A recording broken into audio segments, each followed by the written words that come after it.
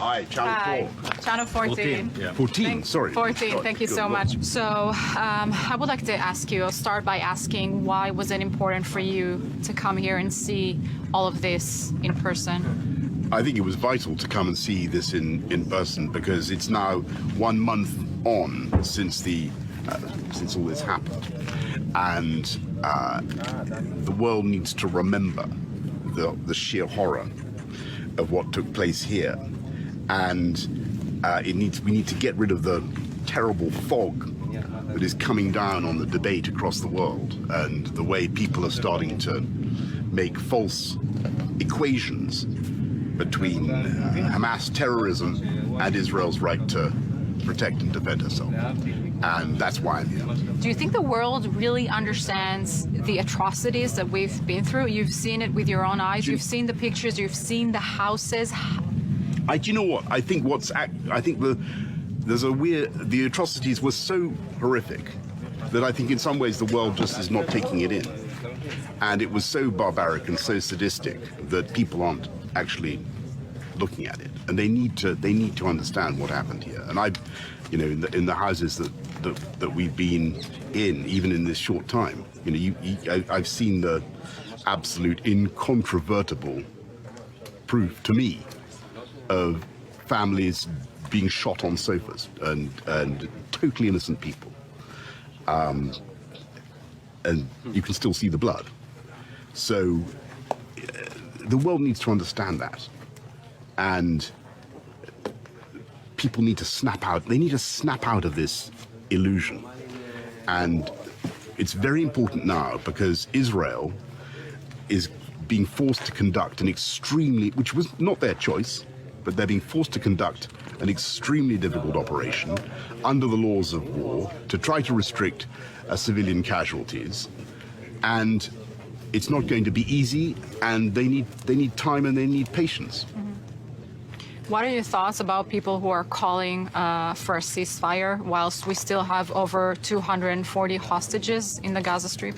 Well, they're just that. I think that while you have 240 hostages, including some kids, a baby of 9 months old, you cannot reasonably ask the security forces to stop their operation. Or to stop trying to find those who did it, or stop trying to make sure that it can never happen again.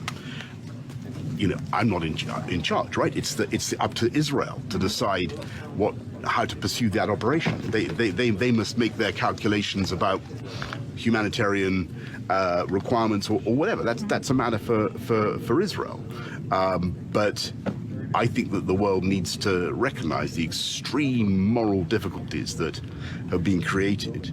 And if you're going to minimize casualties, then it's going to take more time, and you're going to need patience and resolve. Mm-hmm. And your thoughts about the pro-Hamas riots throughout the streets of London?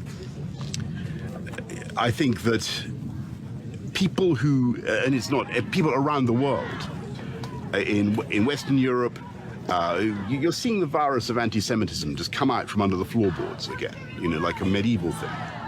And it's appalling. But people around the world who attempted to support those guys and to protest in their favor, they should look and see what I've seen. Because those guys did things that are completely morally different, of a completely different order from what Israel is trying to do now to protect itself. Are you afraid that what's happening in Israel now is gonna knock on your door in Europe? I think that I'll say this, I think that what Israel is doing now in standing up to terror is part of a general struggle. We faced terror often in my own city when I was running London.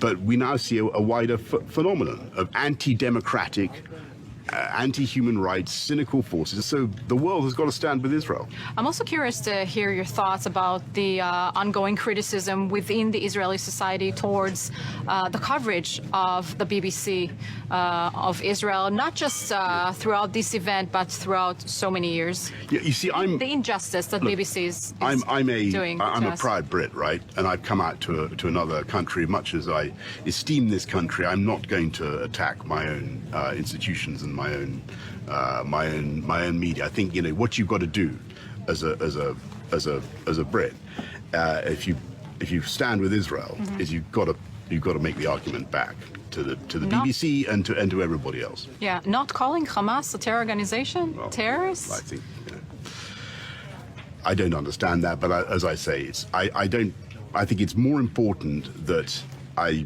use the media if I can to get my points across, and you know, I think that Or to get the truth across. to get the truth across, and I think that any fair-minded reporter, and there are many brilliant reporters in those organizations, that are looking at what I've just seen, would agree there is no moral similarity between what these guys did, what Hamas did, and what Israel is now trying to do. Former Prime Minister Johnson, Boris Johnson, thank you so much for Thank you. this interview. Thank you. Thank you. Thank you.